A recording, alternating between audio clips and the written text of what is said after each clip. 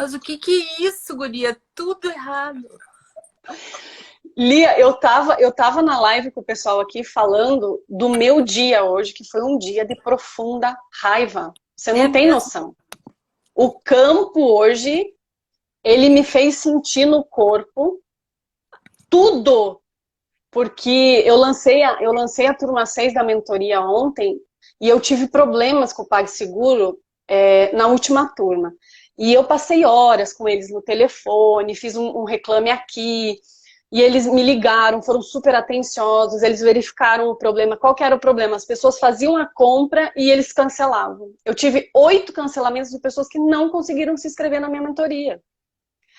E teve pessoas que se irritaram tanto que não quiseram mais nem ouvir falar no meu nome, né? E aí eles ligaram, não, tá resolvido, resolvemos. Beleza. Lancei a turma 6 ontem, adivinha? Todo mundo que tentou se inscrever hoje no Black Friday tiveram as suas compras canceladas pelo PagSeguro. Nossa, que horror! Lia de Deus, eu tava aqui assim. Aí a minha secretária tá com Covid. O pet shop dos meus cachorros que tomam banho na sexta-feira não podiam atender hoje porque as funcionárias, a maioria delas estão com Covid e eles estão com pouca gente para atender os animais. Então hoje eu tive que dar banho nos meus cachorros. Sabe aquele dia que você fala assim, eu estou com raiva? Mas eu estava falando para as pessoas que é isso que eu quero que você fale, porque eu acho muito interessante o trabalho da IOPT com a raiva. Aham. Porque depois que eu senti essa raiva ali no meu corpo, né? Então, assim, começou a me dar aquela dor de estômago, a minha mão começou a ficar gelada, né? Com aquele suor. E é engraçado o rosto da gente, né? A gente vai se fechando, o corpo manifesta toda aquela raiva, a cabeça começa a doer, porque é uma coisa que parece que a raiva ela te põe num quarto escuro. Mas ao mesmo tempo, eu falei, bom, eu sei lidar com isso. Aí eu comecei a fazer alguns exercícios de mindfulness e meditação. Porque eu percebi que a minha respiração foi uma das primeiras coisas que se alterou com a raiva. E logo depois que a minha respiração voltou ao normal, que eu consegui olhar para essa raiva, sabe o que aconteceu? Deu vontade de chorar. Veio a tristeza. E é interessante a gente parar para pensar como a raiva e a tristeza estão. Você percebe isso? O trabalho da IOPT é um trabalho muito forte em relação à raiva, né? Não sei, Bianca. Quero te pedir desculpas que eu me atrasei. Me atrasei, eu nem vou te dizer por quê, porque nem vale a pena, mas enfim, não vale a pena. Tu já deu a introdução perfeita. Quando, quando a gente estava. Em primeiro lugar, eu quero te dizer que as primeiras coisas vêm primeiro. Então, eu preciso te falar uma coisa importante. Eu fiquei encantada com a tua temática, com a tua perspectiva de abrir esse tema, que é um tema que parece tão banal, que eu vejo que as pessoas, em geral, passam sobrevoando por ele. E, na verdade, não é. É um tema, na verdade, essencial. A gente compreender do que nós estamos falando. E eu assisti todas as lives, para te dizer a verdade, e eu vi como tu pesquisou, como que tu foi atrás de fazer links, né? Com todas essas temáticas que tu propôs. E eu sempre tive a curiosidade de saber, pesquisei um pouco sobre as emoções. E ontem, quando nós conversamos sobre a teoria do Damásio, eu me recomponho e volto para a minha ideia original, né? Primeiro lugar, então, te agradeço muito tudo isso que tu fez. Foi um movimento que me deixou muito entusiasmada, muito emocionada, porque eu acho que nós precisávamos falar um pouco sobre isso, levar a sério esse trabalho, né?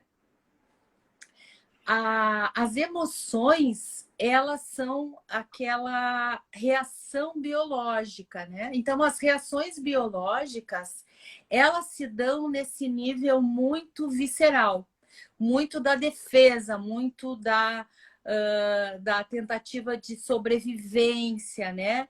Mas quando a gente já elabora isso como quando a gente precisa de mais alguma coisa, a gente quer mais o conforto, a gente já passa para o nível do sentimento.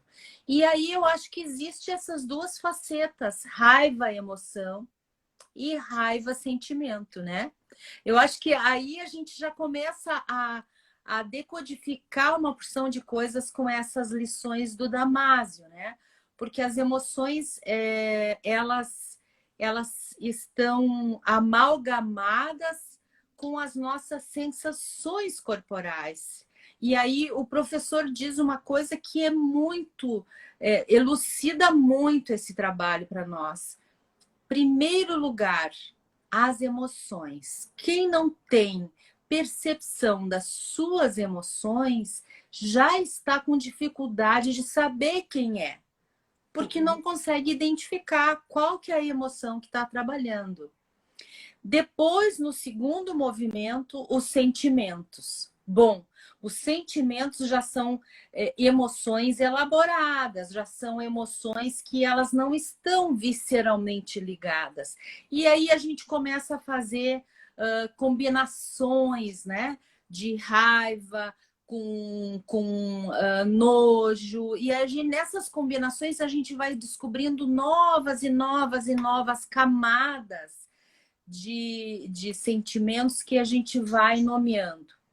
Então, a raiva nada mais é do que uma posição de defesa, né? Sai daqui, não vem para perto de mim, não te encosta em mim, não, desgruda de mim, né?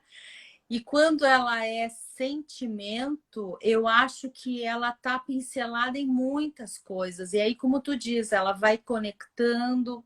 Quando conecta com a tristeza, vem essa sensação que eu não consigo me desvincular, que é uma expectativa não atendida. Como a gente é infantil, né? É interessante, né? A gente, quando passa da emoção para o sentimento, é o que você falou. Aí já entra um processo mental, já não é mais tão visceral, não é mais tão biológico, né? Já começa a entrar no pensamento. E aí a grande questão é quais são os meus referenciais, porque aí é o que você falou. Pode ser que nesse momento que eu começo a pensar sobre a raiva, eu vou grudar nas referências que eu tenho. E talvez a primeira vez que eu senti raiva, de quem foi, que idade eu tinha. E aí começam as reações, que muitas vezes são reações infantis. Muito, né? Muito infantis. De não estar completo, de não receber as coisas na hora, de não ser atendido imediatamente. E é muito interessante isso que tu falou sobre a tristeza, porque eu acho que a raiva muitas vezes é uma máscara perfeita para a tristeza, né?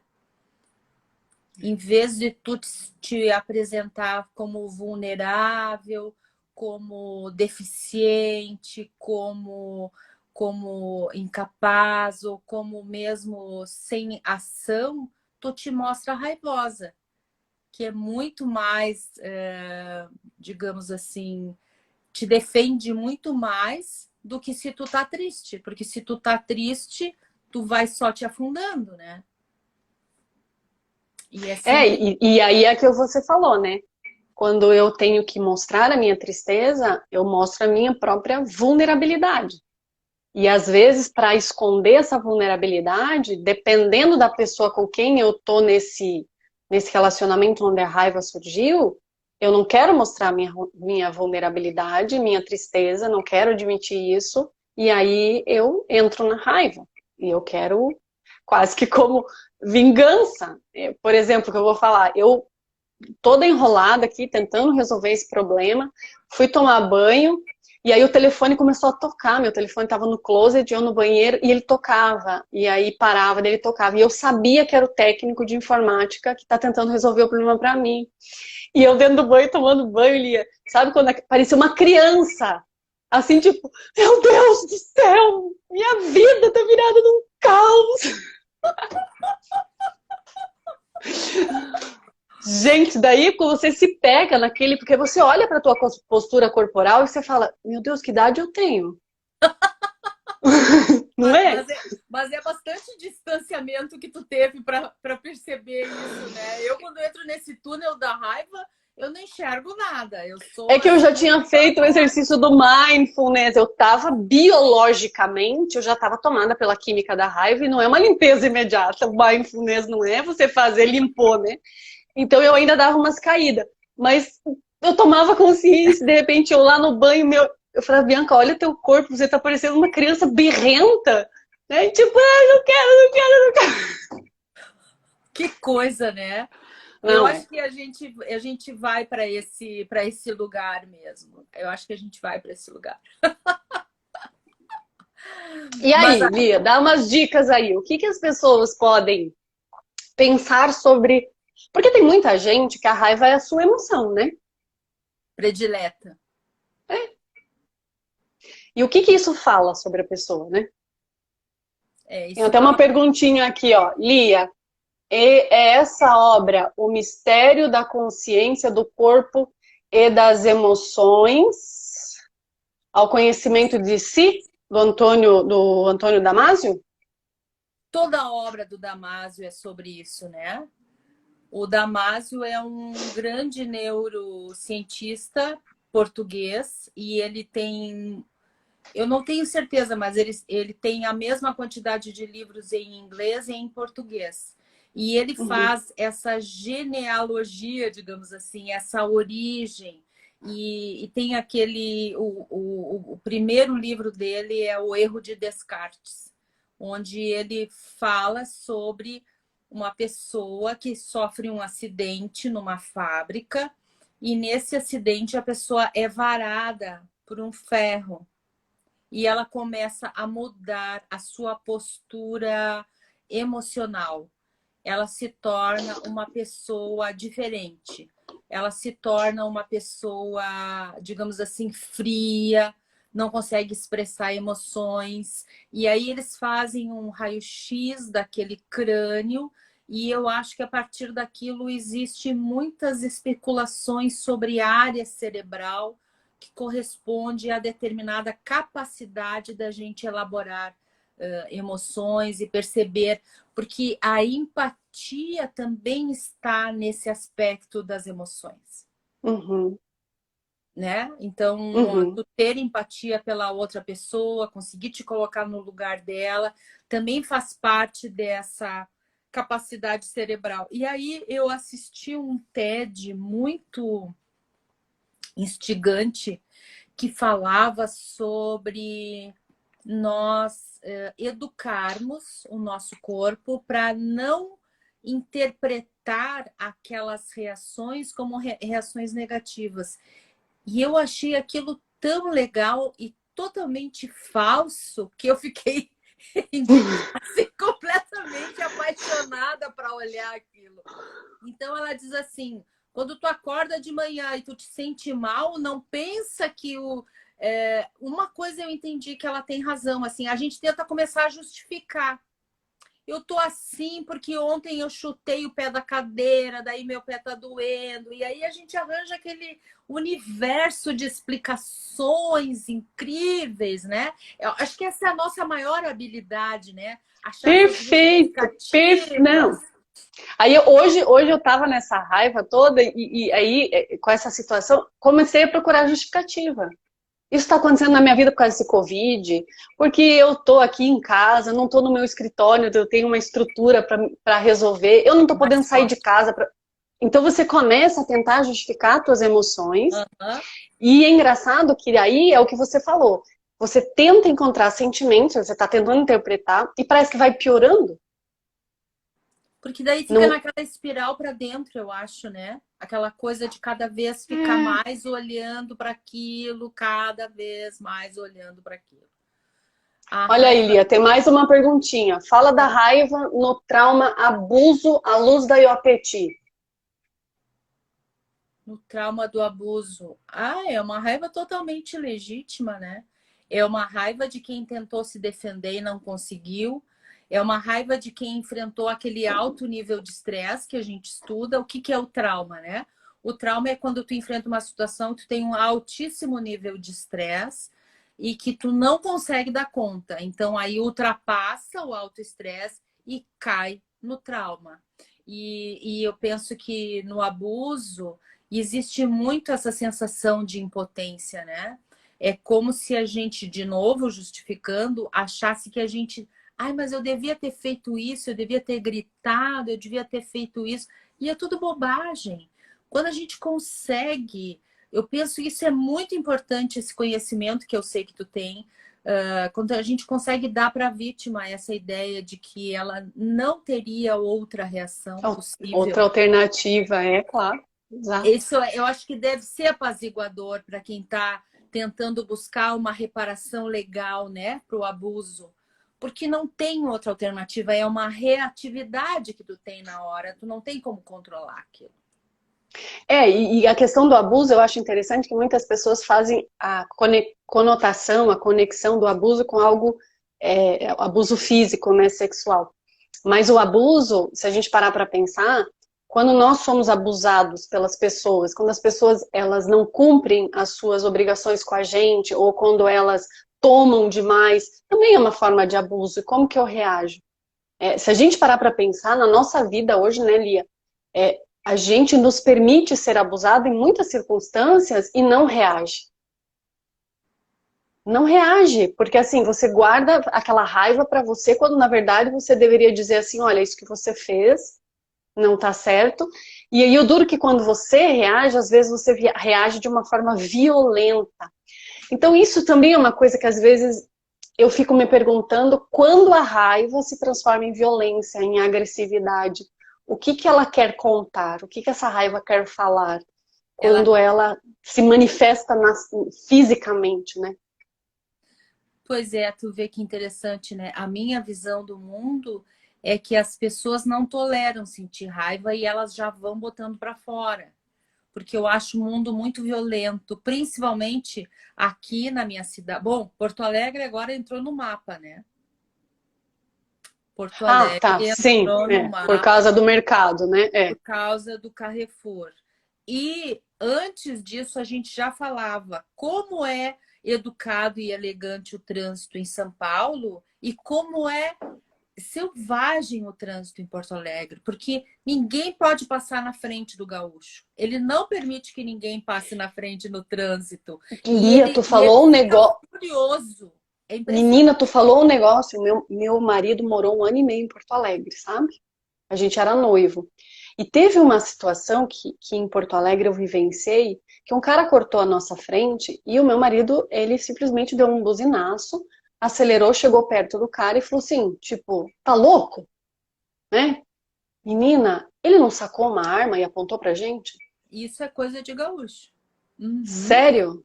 Eu fiquei Eu, tão eu, chocada. Foi a primeira experiência, a primeira vez que eu vi no trânsito alguém apontar uma arma. eu identifico muito esse comportamento assim, muito que eu chamo assim, de rústico, né? Muito rudimentar, assim, muito Rudimentar. primitivo. Assim como a emoção da raiva, bem rudimentar. Isso, bem primitivo, assim, uma coisa que bateu, valeu, que, que infelizmente a gente agora está vendo em outra dimensão, muito pior, muito mais agressiva, né? Porque essa questão racial hoje em dia está tão ativada e aí vai acontecer um troço desses aqui, foi terrível. Mas eu acho que a raiva, sabe, Bianca, é essa raiva do menino não chora. Porque Hum, ela é como se imagina uma mola, tá? Muito forte que de repente ela passa anos e anos sendo pressionada. Só que ela não perde a força. cada vez que tu pressiona mais ela tem mais força. Quando ela vem de uma forma explosiva. Ela vem dessa forma de que como se alinhasse todas as formas de raiva dentro da pessoa, né? Agora, por isso que eu falo sempre muito na educação. Eu entendo que a educação não muda as emoções. Porque se tu tá com uma pessoa pronta para te dar um box, tu não vai educadamente dizer para ela, olha, tua né? Não, eu acho que não muda. Mas assim, socialmente essa raiva, esse sentimento de raiva, se tu aprender a expor ele de uma forma adequada, eu acho que te traz essa energia de poder ser autêntico, sabe? Que isso nada mais é do que a eu por ti. Eu sou quem eu sou inteira. Eu também sinto raiva quando o meu bolo queima, eu tenho que limpar aquela forma desgraçada, cheia de bolo colado, e não tem ninguém para me ajudar. Eu fico com raiva. Mas aí eu vou lavar a tal da forma e vou, digamos, falar para alguém, né? Que droga esse meu bolo. Eu não faço nada contra outra pessoa, mas eu expresso. Eu acho que esse expressar é um segredo para a raiva, sabe? Essa é a minha ideia, pelo menos. O que tu pensa sobre isso, Bianca? Não, é exatamente o que eu falei, eu realmente me permitir sentir raiva, porque quando eu tento justificar a raiva, quando eu tento não, digamos, por que eu estou sentindo raiva?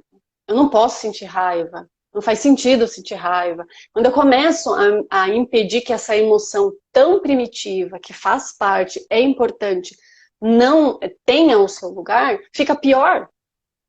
E agora você falou da mola, foi uma metáfora linda, porque eu fiquei imaginando aqui aquela criancinha, né? Ela nunca vai deixar de ser uma mola. Ou seja, eu não tenho como destruir aquela identidade. É um ser humano. Ele chora, como todo qualquer ser humano. E aí você tem uma mãe e um pai que fica, menino não chora, né? Fica aquela coisa, vai achatando, achatando, mas ele é um ser humano. Vai chegar um momento que essa humanidade vai se manifestar. Só que estava pressionada, né? Quase que como fazendo uma fermentação ali. A hora que abre, explode mesmo, né, Lia? Não tem como. A kombucha, né? Nem me fale. A panela de pressão. Exatamente. Mas E quando você estuda Damásio, você chegou a ler a opinião dele com relação sobre a função? Porque toda emoção primária, ela tem uma função. A função da raiva. Especificamente eu não vi, sinceramente. O que eu vi foi Uhum. esse apanhado geral que a gente já coloca nos cursos, que as emoções, elas nos dão o direcionamento para as nossas coisas, né? Então, eu tô entrando numa possibilidade de fazer uma mentoria, né? E aí eu percebo que tem alguma coisa que não está bem. Bom, eu dou um passo para trás e reorganizo, né? Não é uma questão de fatalidade, né? Não, eu dou um passo para trás e reorganizo. Alguma coisinha não deu certo, deu um momento ali que impediu, né? Então, a emoção, ela é um farol para nos guiar, para a gente seguir as coisas. Assim como, sabe, Bianca, eu acho que a gente, às vezes, desperdiça muito os nossos propósitos. Os nossos propósitos, às vezes, eles ficam tão diluídos, a gente coloca o propósito aqui e a gente coloca a nossa caminhada aqui. E aí uma coisa não dá força para a outra. Porque como que tu faz com o propósito para tu chegar lá? Tu tem que botar a caminhada nele para ele seguir, né? E às vezes a gente separa tudo, compartimenta, põe um monte de gavetinha, mas não é assim que funciona. Por exemplo, quando a gente vai trabalhar com as intenções, né, na IOPT, a intenção é um passo do teu processo. E esse passo do teu processo é aonde tu quer chegar. Eu quero ficar à vontade, dando aula no pós-graduação. Bom, então o primeiro passo qual é? Ah, eu gostaria de dar aula no pós-graduação, é a tua primeira intenção. E assim tu tem que ir trabalhando as intenções para chegar no teu propósito no final. E às vezes parece que isso tudo fica meio mingau, né? Meio solto ali. Quando você fala quando você falou da autonomia, né, de você se reconhecer, eu acho que a raiva ela tem muito essa função de você reconhecer que você é um ser humano que tem essa ebulição, né? Essa sensação de que eu mereço estar viva e segura. E quando alguém ameaça a minha segurança, a primeira coisa talvez seja o medo. Mas também a raiva vem como uma emoção para permitir que eu diga, opa, até aqui você pode ir. Isso. Mais do que isso, não, porque aqui existe uma pessoa com direitos que quer se sentir segura. Então a raiva ela também vem como um mecanismo de defesa, não sei, Lia, mas um mecanismo de defesa positivo, é quase que como fosse uma forma de eu me manifestar e dizer, olhe para mim como uma pessoa, perceba que eu estou com raiva, porque você está impedindo a minha existência. Uhum. Como se sempre esses processos emocionais têm essa sensação, essa percepção da defesa e da manutenção da vida, né? Uhum. E quantas vezes nós não olhamos o nosso trabalho e percebemos que nós estamos sem a nossa identidade. Nossa, Então a gente vivencia essas emoções, mas isso não traz para nós o nosso contorno. A gente fica meio diluído ali. E a raiva é um sentimento que diz assim, olha, tu não sabe mais quem tu é. Tu tá te tem perdendo. alguma coisa errada, Tu tá te Exato. perdendo na jogada. E eu acho que essas emoções, elas dizem muito mais de nós do que aquilo que está acontecendo para fora, né? Tu colocou também ali como um tema a questão do desprezo. O desprezo. O desprezo é a gente afastar, não querer, né? Botar aquela pessoa num outro lugar. Mas, na verdade, será que eu não estou me identificando como uma pessoa que é menor? E aí eu não quero que a pessoa seja testemunha dessa minha pequeneza, digamos assim? Fica esse questionamento se isso é realmente para aquela pessoa ou se ela está espelhando algo meu que eu vejo que é pequeno, que é desprezível, que eu também não gosto. O espelho, né? Ela me mostra algo que me incomoda, então eu prefiro desprezar para não ter que olhar. Isso. E é bem interessante isso, porque daí não tem nada que seja ruim ou bom, né? Tem mais aproveitável quanto mais eu perceber aquilo e aceitar tudo aquilo. Então fica muito gostoso isso. A Maria Gorjão, você conhece ela, né, de Portugal? Uhum. Então, ela contou uma história recentemente num evento, que ela diz assim, imagine 3 plantas, né? Uma, você manifesta amor. Todos os dias você passa por ela e manifesta amor. Quando você vai olhar para ela, né? Que linda, como você tá bonita e tal. A outra, você manifesta raiva.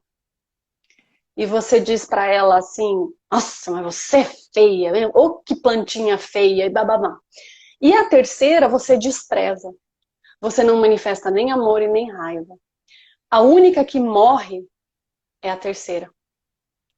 Tanto a planta do amor quanto a da raiva, elas crescem profundamente, imensamente.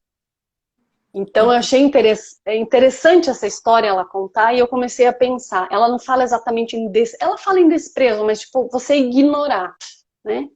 Que tudo aquilo que você despreza, que você ignora, não cresce. E aí você fala um negócio, ou seja, às vezes eu estou desprezando no outro algo que eu não quero ver. Então eu não quero que cresça. eu não quero que isso volte, eu não quero que esse trauma reapareça, mas ele tá ali, e eu fico desprezando, eu fico deixando aquilo morto, quietinho, não vou olhar nunca mais para isso, mas ele vai se manifestando nos meus comportamentos. E o que que vai florescendo em mim? A raiva e o amor, e eu fico nessa dicotomia, né? Até que eu talvez olhe para aquilo que eu estou desprezando. Sim. E as 3 plantinhas possam crescer em harmonia. E aí eu me lembro das 3 partes, né, da Iopeti, eu vou fazendo uma verdadeira bagunça na minha cabeça, mas eu fico pensando que aí vem Hellinger e fala, não tem como excluir nada, né, então o desprezo também fala muito de algo que eu estou excluindo e que é meu. Sim. E aí vem a raiva. Essa vontade de não me enxergar, né, Bianca? Eu não quero ser essa pessoa. Eu não quero reconhecer isso em mim. Esse desprezo é muito ruim para o bebê. O bebê também não floresce no desprezo. Porque o bebê fica sem a referência, né? Quem eu sou fica completamente perdido. Eu digo que eu facilitei até um trabalho recentemente que envolvia isso da pessoa, da busca dela por saber quem é o pai. E ela fez vários exames de DNA e todos deram negativo, né? Então a mãe não fala a verdade, existe um grande segredo e ela fica buscando pessoas que, ó, acho que por insistência a mãe fala, ah, é esse, aí depois não é esse, né? Então é aquela coisa e a pessoa fica buscando, então no fundo, quem ela tá buscando, né? Uma parte de si própria, né? Uma parte de si própria, cara. Então, assim, é tão bonito quando a pessoa pode dizer assim, tudo bem, né? É o que você fala na IOPT. Eu não tenho como resolver o problema do sistema. Isso eu deixo entre meu pai e minha mãe. Eles sabem o que aconteceu, como aconteceu, isso é um segredo deles, né? E agora eu vou me encontrar, porque aí tem uma frase que eu acho tão linda ali, não tem nada a ver com raiva, mas já que a gente entrou nisso, e foi uma das frases que eu disse para essa cliente na constelação. Os pais nos dão a vida. E os pais podem ser pais do nosso corpo, mas eles não são pais da nossa alma. Então, eu sou eu, e eu posso construir a minha própria identidade. Ela tem uma origem biológica, mas eu sou eu. Então, é o que você falou, essa busca, às vezes, que muitas pessoas têm, né? E a raiva que elas sentem desse segredo, né? De não... Por que não me falam quem eu sou? Eu acho que esse segredo deve ser um enigma que fica na vida da pessoa. Eu não posso nem imaginar como que é isso, sabe, Bianca? Eu fico pensando assim que seria uma coisa que eu ficaria obcecada, sabe? Passando o tempo todo ali, quero saber, quero olhar, quero conhecer. Eu acho que deve ser muito, muito, muito, muito devastador, assim, um segredo nesse nível, né? E foi, eu digo para você que foi uma constelação que começou, é o que eu digo, começou com um movimento bem sistêmico fenomenológico, porque nós estamos trabalhando com segredo.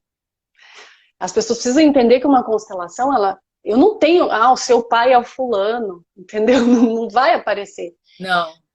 Mas ela ela naturalmente foi para uma abordagem IOPT.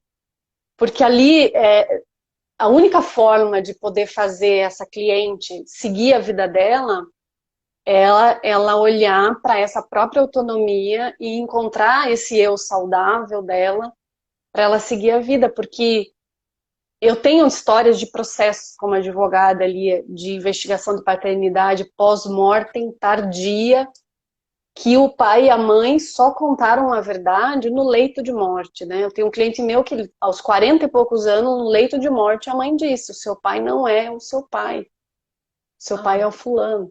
Então, a gente sabe que isso é uma coisa que acontece muito, e isso deve gerar uma emoção muito difícil para a pessoa, mas aí entra o trabalho tão bonito da IOPT, de não ficar tentando olhar para o sistema, para trás, porque a gente não sabe quantas gerações repetem esse comportamento, mas sim olhar para a própria identidade, quem eu sou e o que eu faço com isso agora, né? Essa eu acho que é a pergunta fundamental, né? O que eu faço com isso agora? Como eu conduzo a minha vida a partir de agora? Porque a gente não consegue, além de olhar para trás e ver o que aconteceu, a gente não consegue fazer mais nada com relação a isso, né? Mas acho que deve ser um motivo de raiva. Além do que, eu acho, né, aquelas questões das heranças, né? Gente, aquilo deve ser uma coisa impregnada, porque a raiva do meu pai se transforma num processo por causa da herança, do dinheiro, do valor que ele me dá como pessoa, transformado em cifras, né? Eu acho que deve enfrentar muito isso. Não sei como que é a tua advocacia, mas eu fico imaginando tudo isso, já estou afastada de tudo isso há muito tempo. Mas eu fico imaginando quanta raiva que tem ali, quanta Então, emoção ali, né?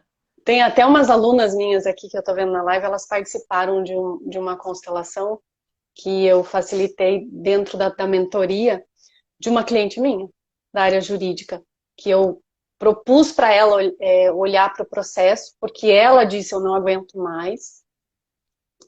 Foram 19 anos de processo, Lia. Ela disse: eu não aguento mais.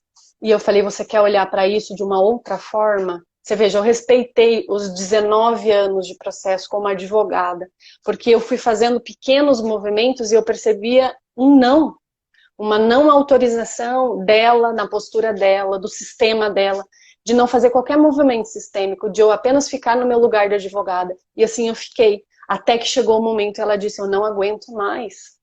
E eu disse, mais uma vez: você quer olhar para isso de uma forma diferente? Ela disse: como? E aí eu falei o que eu já tinha falado, mas foi engraçado que naquele momento ela disse: quero. E nas outras vezes parecia que eu não estava conversando com ela. E aí a gente fez, e qual foi a questão? Quando ela casou, ela recebeu do pai um apoio financeiro para comprar algo, né? Um patrimônio. E logo depois o casal se separou. Só que o pai acabou, você sabe, você trabalhou na área jurídica, o pai, ao invés de fazer a doação para a filha, fez aquela linda compra e venda, né? Que aí, na verdade, quem compra é o casal, né? Então, acaba sendo patrimônio da sociedade conjugal. E o pai ficou inconformado que o genro amado, querido, que tinha causado sofrimento à filha dele, ficaria com aquele patrimônio que veio muito do esforço dele, né? Uhum. E ela, como filha, no divórcio, atendeu a essa dor do pai e quis brigar por esse patrimônio. Mas você sabe como é a lei? A lei é muito clara, né? A escritura pública, ela tem validade de negócio com fé pública. Então, para você derrubar uma escritura pública, é muito complicado. Eu sei que nós brigamos até o STJ. E entrou o processo de prestação de contas, porque esse imóvel tinha salas comerciais, tinha um monte de coisa. E quando eu facilitei a constelação, o que se mostrou? A raiva da filha, dizendo para o pai: isso que tu me deu só me trouxe sofrimento. Eu não pedi para tu me dar isso. E agora tu morreu e tu me deixou essa bomba. Eu tenho vontade de pegar e entregar isso 100% para o meu ex-marido. Eu não quero isso. E aí você olha para aquela filha e você fala: isso é ingratidão? Jamais. Né, Lia? É o que você falou. Os pais, às vezes, na ânsia, né, de ajudar os filhos, tirando a autonomia deles, dão coisas que só geram raiva. E quando ela pôde dizer para o pai: agora eu decido o que eu vou fazer com isso, agora eu decido o que eu vou fazer com isso. Foi impressionante, Lia, porque em 2 semanas ou 3 semanas depois nós tivemos uma audiência de mediação que eu pedi no processo para marcar uma audiência depois da cancelação. A audiência não aconteceu por problemas técnicos. Eu chamei o advogado no Zoom, falei: doutor, vamos continuar a nossa tentativa no Zoom? e fizemos uma audiência extrajudicial no Zoom, eu, a minha cliente, o advogado e o cliente dele, e nós fizemos um acordo ali. E foi tão lindo ver a minha cliente olhando para o ex-marido com carinho. E depois o áudio que ela me manda, foi assim uma coisa que eu falei, era uma raiva que ela tinha de tudo que isso que aconteceu, e aí o pai ter morrido, desse processo, ela não queria nada disso na vida dela. E essa raiva estava toda no processo, reverberava em todos. Mas como é interessante como essa tua história me trouxe um novo olhar sobre a questão das emoções grudadas nesses movimentos desses objetos de herança, né, Bianca? Como tudo isso está impregnado, porque, na verdade, se eu te faço uma doação, tá, é uma doação que tu fez para mim, pronto, fim, acabou, né? Mas não é. É uma representação de toda uma emoção que está sendo revisitada, observada, né? Condicionada ali. E isso eu fico me questionando assim, será que é só com esses bens materiais que a gente faz isso? Será que a gente faz isso também com outras coisas que não sejam nos processos judiciais? A gente faz, Lia, sabe, nesse caso que eu te contei da investigação de paternidade pós-mortem, quando eu fui para a audiência, a primeira audiência que então eu intimei os irmãos, porque o pai já era falecido, né? Eu intimei os irmãos. Quando chegou os 3 irmãos, o mais velho, olha, acho que é do meio, eu olhei para ele, olhei para o meu cliente, eu falei, meu Deus do céu, vocês não nasceram da mesma barriga? São gêmeos. É uma coisa assim que eu choquei, menina, foi uma coisa impressionante, assim, a semelhança física. E a negativa, né, dos filhos, principalmente porque havia uma grande herança envolvida. E de repente aparece um ser de 40 e poucos anos, né, com uma história escabrosa que ofende a honra do pai, mexe com a dignidade da mãe, que então passa a trazer uma memória que ela não tinha de um homem que já é falecido e que a atraiu, né? É toda uma questão. E aí vem a raiva dessa família e a raiva do meu cliente que olha, poxa, eu sou irmão de vocês. Eu só quero que vocês me reconheçam. Mas você sente a raiva do meu cliente em relação à mãe ter mentido, o pai ter mentido a vida toda, e ele não saber quem ele é. A raiva daqueles irmãos, do pai ter mentido, e eles não saberem mais quem eles são como sistema. E aí o que essa raiva quer de toda essa família? E esse processo continua ali. Esse processo já vai fazer, sei lá, 10 anos, eu acho que nós estamos brigando na justiça, porque teve o exame de DNA, foi reconhecido, aí foi pedido dupla prova, aí agora questionaram, então tá no tribunal, tá no STJ, e a raiva tá ali. E a gente olha para essa raiva, é uma coisa impressionante. Como a raiva é um sentimento que ele é um adubo ali. Para essas Eu, ações caóticas. E aquilo eu, vai pegando, né? E parece que ela vai se ampliando e grudando nas coisas. É incrível isso. e é o que você falou, a raiva e o desprezo, eu percebo que são duas emoções muito próprias do Poder Judiciário. Ah! Eu desprezo você, eu tenho raiva de você. Para e pensa, o que tem nos processos? Geralmente uma profunda tristeza, uma profunda dor, mas as pessoas não admitem isso e manifestam através da raiva e do desprezo. Do querer para si e do rejeitar. Rejeitar o que você fez comigo, rejeitar a minha dor, a minha vulnerabilidade e às vezes até o meu amor por você, que me fez tanto mal. Que A coisa. raiva da criança que ama a mãe, não Sim. é? E que não se sente preenchida, digamos assim, né? Que não se sente totalmente atendida. E aí eu falei eu vi que a Cleo entrou aqui, querida, já colocou várias questões para nós.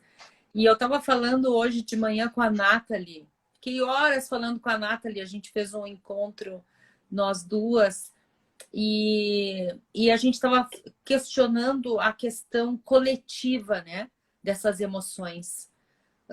Haveriam fórmulas da gente trabalhar as questões coletivas e a nossa conclusão é que a partir deste ponto de vista, claro que não no sistêmico, porque no sistêmico a gente pode avaliar panoramas, né, de forma mais ampla, que eu acho muito próprio e adequado, mas nessa nossa forma de trabalhar, nesse encontro consigo mesmo, o individual é que vai fazendo as construções dessa sociedade traumatizada e não traumatizada.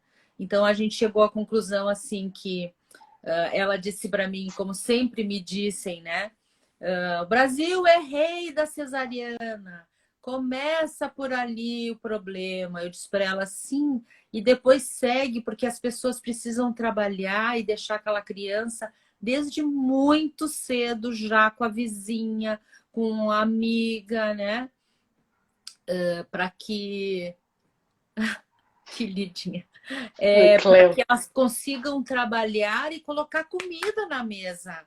Não é para ir trabalhar porque elas acham que é cool ir trabalhar, não. É para colocar comida na mesa. Então a gente vai gerando são gerações e gerações de traumas. E essas gerações de trauma, eles acabam muito nessas questões da raiva, da agressividade, da não compreensão da reação da pessoa, né? Nesse desprezo, nessa gangorra de emoções, porque isso passa não só nas classes sociais, né? A gente vê isso em pessoal de classes mais avantajadas ou mesmo menos avantajadas, porque a questão aqui é uma questão de compreensão e educação para mim. A gente sempre cai, para mim, no mesmo lugar. Então... e a educação no sentido também de referências, né? Quais são as minhas referências dos primeiros anos de vida? Porque olha que interessante você falar isso, só que eu me lembrei, há umas 2 semanas atrás, a minha empregada, que é vó, ela mora com ela a filha dela, com 2 crianças pequenas, um menino de 9 e um menino de 4. E eles tinham uma tatinha, e agora a tatinha não tá vindo mais, foi dispensada. Por quê?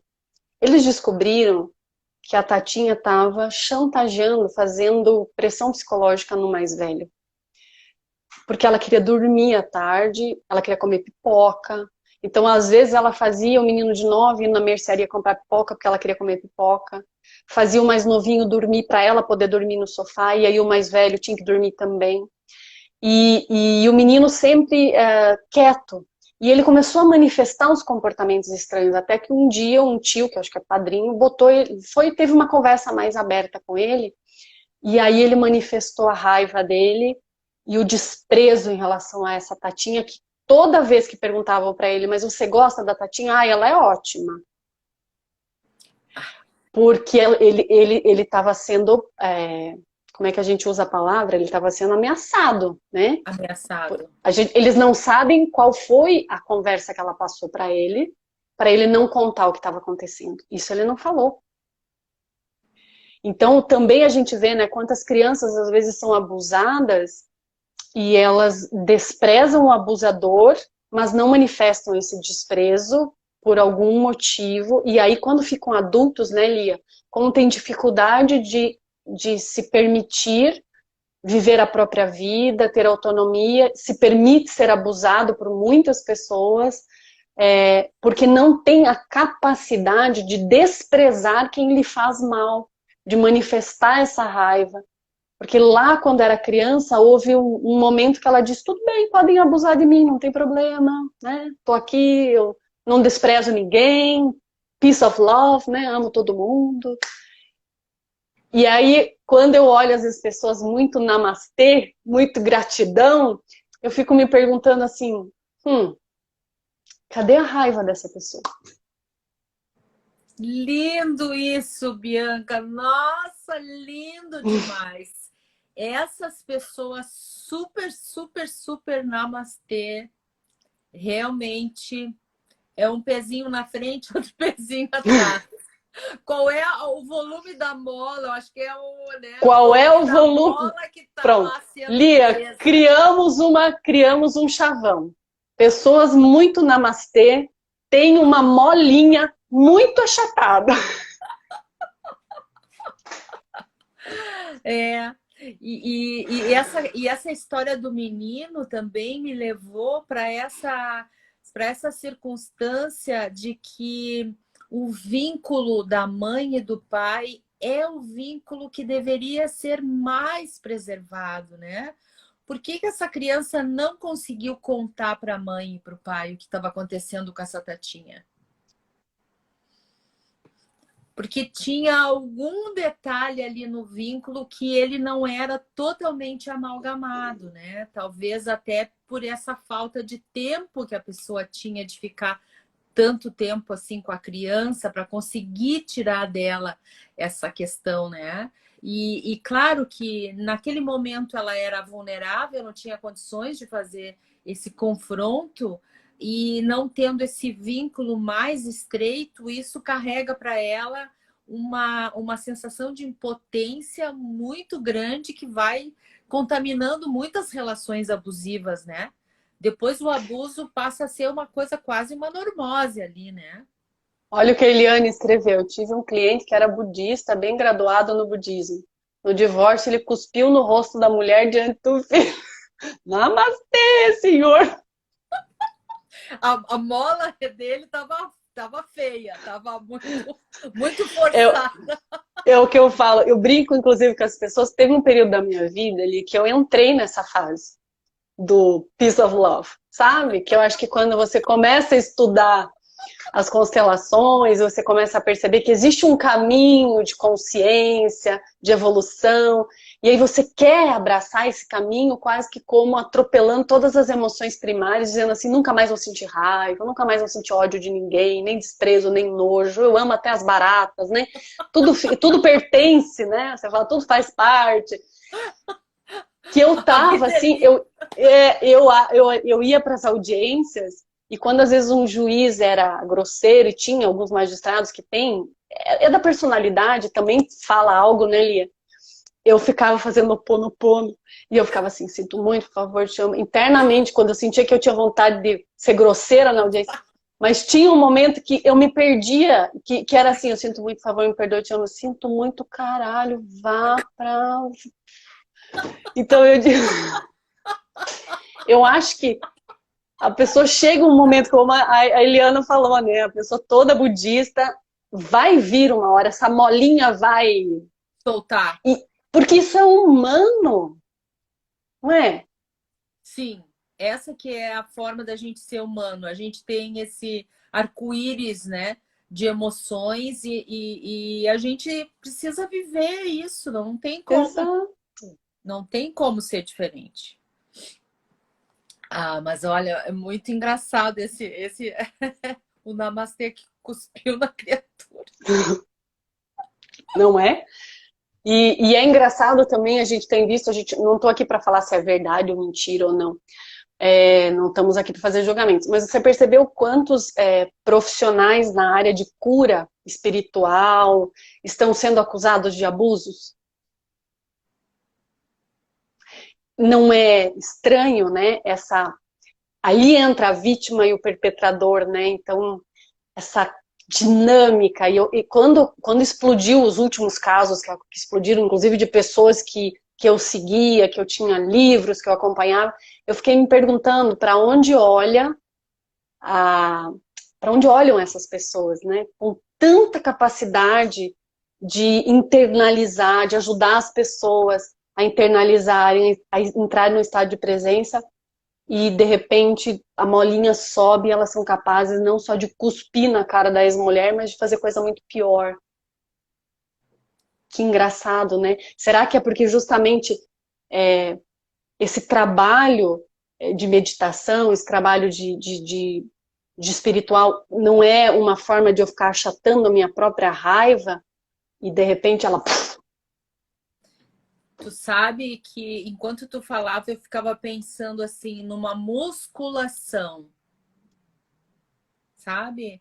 Eu vou meditando, eu vou trabalhando esse meu lado para ter cada vez mais força para me manter nessa minha estratégia de sobrevivência. E aí eu tenho mais força para segurar essa mola no lugar onde eu quero.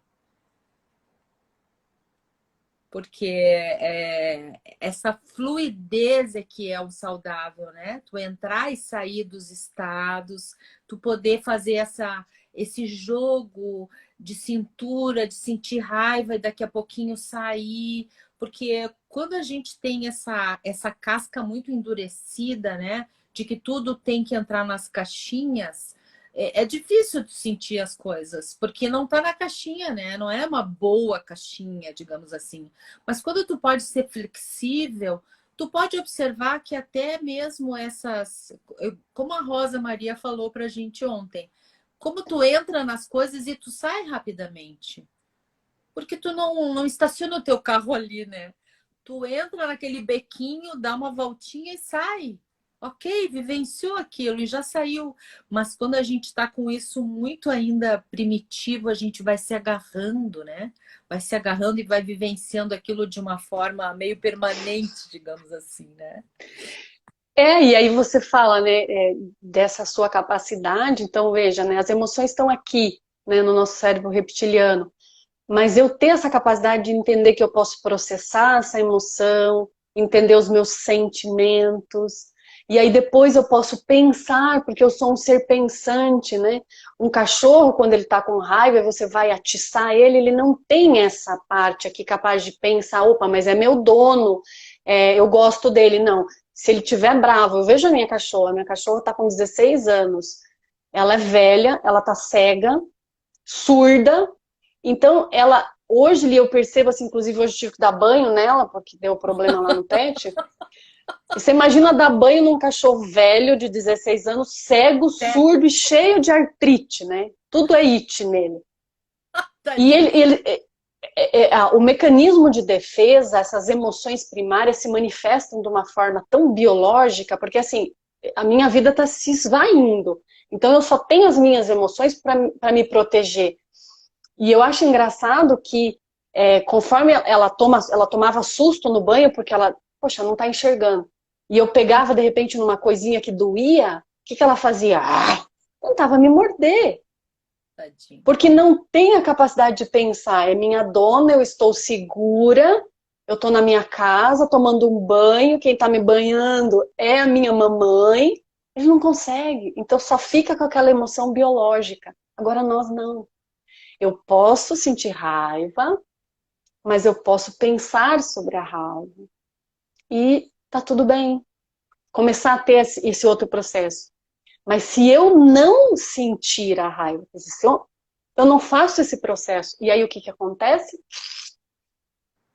Não, amei essa tua mola. Amei essa tua mola. Já tô até Ó, pensando. fala. Não, eu já estava até pensando numa figura organizacional para as constelações, uma mola.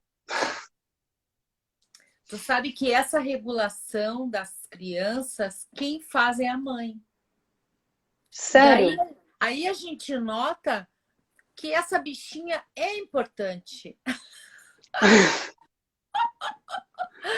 Porque é a mãe que diz, olha, eu sei que não tá bom agora, mas daqui a pouquinho a gente vai fazer tal coisa, e isso vai melhorar. E se a criança começa a se dar conta de que esse daqui a pouquinho existe, é real e vai acontecer, e ele cria essa confiança, sempre a gente está sempre falando de confiança e segurança, pronto, ele começa a conseguir suportar aqueles momentinhos tão desagradáveis, né, que ele está vivendo, porque a mãe falou que daqui a pouquinho vai acontecer. Mas é muito sofisticado isso, né, Bianca? Eu não tive essa educação. É muito sofisticado. Muito. E quando você diz eu não tive essa educação, o que você sente, o que faltou? Até para as pessoas entenderem, né? De repente. Faltou a minha mãe me dizer, faltou eu ter uma mãe que pudesse me dizer, daqui a pouquinho essa dor desse teu machucado vai passar, né? Daqui a pouquinho a gente vai comer e tu vai parar de sentir essa dor na barriga de fome. Daqui a pouquinho tu vai parar de brincar, que é o teu prazer agora, e tu vai mudar o teu movimento para ir tomar banho, né? E essa regulação de que o que é agora não é permanente. O que acontece agora é uma coisa que está acontecendo agora. Por isso que hoje a gente entra nesses becos de raiva e sai e não fica agarrado. Porque agora, com esses processos todos que a gente fez, a gente aprendeu. A gente aprendeu a fazer esse entra e sai nessa portinha, né? Mas isso poderia ser ensinado pela mãe lá atrás, na nossa infância. Infelizmente, a gente não tem essa cultura de aprender essas questões psicológicas. A gente aprende matemática, Pitágoras, geografia, mas essas questões psicológicas, elas ainda estão um pouco longe da gente aprender, né? A Fabiana Quezada está aí, querida amiga. Ela Sim. disse, inclusive, aqui que a questão do validar as emoções, né? Muitas vezes eu não tenho uma mãe que valide as minhas emoções e me explique, como você falou. Aí a Eliana pergunta, alguém teve uma mãe dessas? Pois é, essa minha amiga que eu tava... Eu não sei se eu falei para ti ou se eu falei para a Nathalie, agora já estou ficando meio confusa. Ela comprou esse livro que dizia para ela que ela tinha que avisar a criança que daqui a 5 minutos ela ia parar de brincar. E aí ela iria fazer uma outra atividade que era tomar banho para ir dormir. E claro, hoje em dia a gente tem essa explosão de videogames, essa explosão de encontros, né? Mas uns anos atrás era mais uma questão de brincar com os amigos e mandar os amigos para casa. E ela me disse que ela começou a fazer isso com os filhos dela. E isso foi muito, muito produtivo, porque as crianças começaram a se dar conta de tempo, que é uma outra questão que fica errada nos nossos traumas, né? A questão da programação é uma das peças que mais se estragam na nossa psique quando a gente sofre um trauma. Tanto é que a gente não consegue fazer um planejamento, porque a gente erra na mão. Vou fazer 50 bolos e 20 pastéis em 5 minutos. A gente acha que vai dar tempo, porque a gente tem essa fantasia misturada com a realidade, né? Então, quando a gente começa a dar esses marcadores para as crianças, elas começam a se organizar mais ainda. E isso vai fazer com que ela tenha mais opções para ficar cada vez menos vulnerável a traumatizações. Então, eu noto assim que uma geração ou duas depois da minha já foi capaz de ensinar isso. A Cléo está falando agora sobre as habilidades socioemocionais, né? Que o MEC está exigindo, mas que não chega lá, não chega nesse ponto, né? De dizer, por exemplo, eu nunca pude dizer para minha mãe, mãe, tu tá me magoando. Nossa, era um desaforo. Um dia eu disse para ela uma coisa, uma resposta, e ela me disse, tu tá me chantageando. E eu pensei, meu Deus, será que quer dizer chantageando? Eu nem conhecia a palavra. Ou seja, não era permitido que eu revidasse nada que ela me dizia. Nossa, Ou seja, isso era o padrão, né, ali, antigamente. Então, até quando a Cleo traz ali, né, agora o MEC vai exigir de quem? Dos professores? e precisava começar em casa, né? A Pois é, mãe mas aí eu digo, sempre... esses professores, eles podem até tentar aprender essa habilidade aqui, mas se eles não tiveram na infância uma mãe que desenvolveu eles nessas habilidades, para esses professores é muito difícil, né, Lia? Então, é um trabalho que a gente tem que começar desde pequenininho. Essa questão do tempo e do espaço, sabe que eu também percebo muito que as emoções estão fora do tempo? Isso é o sinal de trauma. Pessoa traumatizada tem esse indicador, né? Eu tenho muito disso de me atrapalhar, de achar que eu vou conseguir fazer isso, eu até faço, mas eu noto assim que é um exagero, não considero um intervalinho, não considero um copo d'água, não considero nada. É só ir, ir, ir, né? Mas eu penso, Bianca, que nós, e agora eu me sinto assim muito orgulhosa, até vou me espichar um pouco aqui nesse papel. Nós que estamos trabalhando com a IOPT, que estamos olhando para esse conjunto de conhecimentos, que estamos, digamos assim, nos aprofundando, porque eu também, embora eu ensine alguma coisa, também estou aprendendo. Nós tínhamos que começar a fazer esse movimento para que as mães atuais conseguissem ter uma nova visão sobre o que é ser mãe. Ser Nossa, mãe aquela aula que você e a Cleo deram, trazendo os ensinamentos de Bowlby. Gente, eu aquilo é falei um assim, escândalo, né? toda mãe devia obrigatoriamente Ter esse curso. passar por isso e fazer um teste no final que aprovasse ela para a maternidade. Porque eu amei aquela aula, foi de um aprendizado riquíssimo, né? Então, assim, bom, você só tem trazido pra gente, né? Ontem também a aula sobre raiva da Rosa, enfim.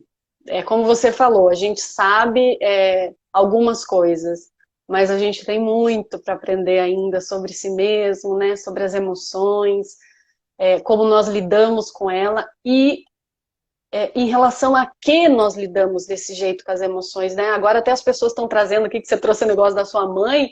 Eu acho que você arrumou uma legião aqui que disse assim, Lia faz parte da nossa tribo, que cresceu com mamães que já diziam no olhar que não podia. E aí eu me lembrei de um episódio, Lia, você vê, você falou da sua mãe que falou de chantagem, né? Eu falo do meu pai. Um dia eu não cumpri o horário e cheguei super tarde em casa. Eu tinha 6 anos, eu lembro disso até hoje. E já era noite quando eu cheguei em casa da vizinha. E aí no jardim da nossa casa, minha mãe tinha uma floreira no meio do gramado. Então fazia tinha gramado, a floreira e o gramado, né? E o meu pai, eu cheguei em casa, ele tava com a varinha na mão. Aquelas varinhas com aqueles vergão, né? E aí ele falou, agora te pego. E eu comecei a correr em volta daquela floreira, né? Tipo, quero ver me pegar. E eu corria, meu pai desistiu. Foi pra dentro. E eu, toda, né, gloriosa, com o troféu de venci, né? Fui tomar banho, feliz. Lembro até hoje, entrei no banheiro, era aquelas cortinas de plástico. Meu pai me pega pelada com a varinha. Molhada, putz, velho, deve E ser a terrível. frase dele foi: "Você acha que tu me engana?" Que é engana para uma criança de 6 anos? Meu Deus do céu. Que é enganar o pai, né? E aí, eu enganei o meu pai e me ferrei com uma surra que me deixou com marca, que no outro dia eu tive que ir de calça na escola. Calor danado, não podia usar uma bermuda. Então é verdade, né? A gente realmente não podia dizer assim, olha, eu errei, eu cheguei tarde, e aí ter essa conversa. Sim, pode ter também a tomada de responsabilidade, né? Tem que talvez ter algo que diga, você agora vai pagar o preço por essa sua escolha, eu não sei, eu... Mas eu acho que não é assim. Eu acho que a questão é assim. Minha filha, por que tu chegou tarde? Ah, porque eu fiquei brincando, tava tão bom, que ótimo que tu aproveitou. Mas olha só a empatia, né? Mas olha só a mamãe. A mamãe te esperava às 10, tu chegou às 10h30, a mamãe começou a ficar nervosa, começou a chorar. Aí o papai ficou triste porque a mãe chorou, né? Então, assim, dá esse cenário para a criança conseguir construir qual que é o motivo pelo qual... Porque muitas vezes a gente apanhava ou levava o olhar, aquele maldoso, né? Mas a gente não sabia por quê. Então eu ficava meio confuso. Será que então se divertir é perigoso? A gente não pode se divertir? Então é melhor eu cortar a diversão, porque depois eu vou apanhar? Porque fica meio nebuloso, né? Se a criança não sabe exatamente. Isso sem falar, né, Bianca, nas nossas janelas neuronais, que existem momentos em que a turminha ela vai te fazer um apelo e tu não vai ter neurônio suficiente para fazer com que a tua treinada mente diga, não, eu não posso ficar. Porque a tua janela neuronal não vai te permitir, tu não tem neurônio maduro para dizer eu não posso porque a minha mãe está me esperando. O teu neurônio ali é do prazer, é de viver aquele momento, oba! A criança é assim até os 20 e tantos anos. Como que tu vai exigir para uma criança de 6? Sabe, o conhecimento te mostra assim que não conjuga uma coisa com a outra. Esses dias não sei em que aula que foi ali que foi falado, né, que nosso cérebro, ele realmente amadurece esses neurônios, como é que você falou mesmo? Já As esqueci, janelas olha, neuronais, né? Elas as janelas neuronais, gente, eu vou levar um falta na minha aula, Calia. As janelas Não, a gente neuronais. está aprendendo junto. Eu acabei de falar isso porque há 3 aulas atrás eu também aprendi, não te Ah, preocupa. então tá bom, então tá bom. As janelas neuronais, eu achei tão interessante isso, elas ficam realmente acabadas aos 29 anos.